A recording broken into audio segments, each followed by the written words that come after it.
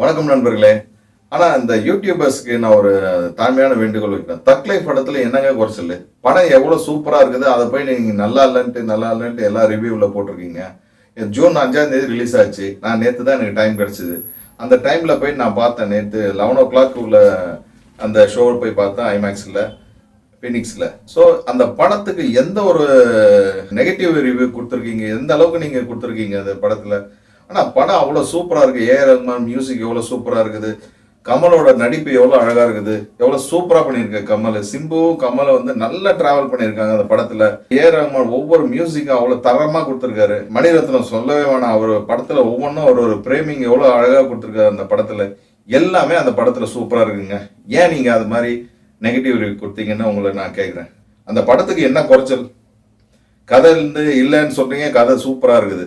கதை அதுக்கு மேலே என்னங்க கதை வேணும்? 2.5 மணி நேரம் ஒரு நல்ல ஒரு என்டர்டைன்மெண்ட், ஒரு கேங்ஸ்டர் படத்தை அழகாக இருக்கும். ஃபைட் சீன்லாம் சூப்பராக பண்ணியிருக்காரு. இப்போ யங்ஸ்டர்ஸுக்கு என்ன மாதிரி ஒரு கராத்தே ஃபைட்லாம் வச்சுருக்காங்க இந்த படத்தில். சவுண்ட் எஃபெக்ட், படத்தில் ஃபோட்டோகிராஃபி எவ்வளோ சூப்பராக இருக்குது.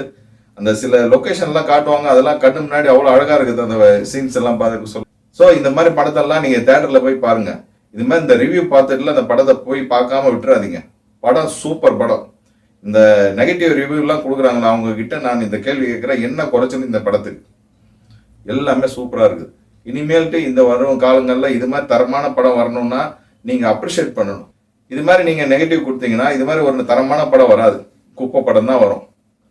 குப்பை மாதிரி தான் இருக்கும். எக்ஸாம்பிள் சொல்லணும்னா, ஒரு வில்லன் என்ன பண்ணோம், ஒரு கூட்டத்தை வந்து ஒரு டாமினேட் பண்ணி அவனை அடித்து எல்லாம் கொடுமைப்படுத்துவான். உங்களெல்லாம் தட்டி கேட்க ஒருத்தன் வருவான் அப்படின்னு ஒரு ஹீரோ என்ட்ரி கொடுப்பாங்க பார்த்தீங்களா? அது மாதிரி படத்தை தான் நீங்கள் ரசிப்பீங்க. இந்த படம் அந்த அளவுக்கு தரம் கமல் சார். அது மாதிரி படத்தை வந்து பார்த்து அவருக்கு அப்ரிஷியேட் பண்ணி பாராட்டத்தை விட்டுட்டு நீங்கள் நெகட்டிவ் ரிவ்யூ கொடுக்குறீங்களா? இது நியாயமா? படம் ரொம்ப நல்ல படம், நல்ல திரைக்கதை, நல்ல மியூசிக்கு, நல்ல கதை. சிம்பு கமல் காம்பினேஷன் அவ்வளோ சூப்பராக இருக்குது. இந்த படத்தெல்லாம் நீங்கள் தேட்டரில் போய் பாருங்கள். அப்போ தான் அந்த ஃபீல் தெரியும். தேங்க்யூ.